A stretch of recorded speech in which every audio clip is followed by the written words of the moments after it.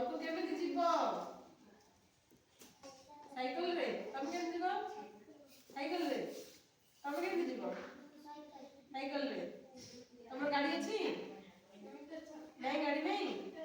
ହଉ ଛାଡ଼। ସାଇକେଲ କେତେ ଚକିଆ? 2 ଚକିଆ ସାଇକେଲ। ଗାଡି 2 ଚକିଆ। ଆଉ 3 ଚକିଆ କଣ ଅଛି? ଅଟୋ ଅଛି। ଅଟୋ ବିଷୟ ଜାଣିଲେ ଅଟୋରେ ଯାଉଛ ତମେ କୁଆଡେ? ବୁଲି ଯାଉଛ? ଯାଉଛ? ଆଉ ବସରେ କେତେଟା ଚକ ଅଛି? 4ଟା ଚକ। ଆଉ ଟ୍ରକରେ 4ରୁ ଅଧିକା। ହେଲା?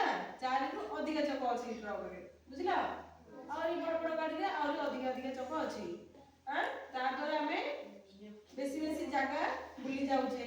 ଆମେ ତ ଚାଲିକି ଯାଇପାରିବାନି, ଚକ ଦ୍ୱାରା ଗାଡି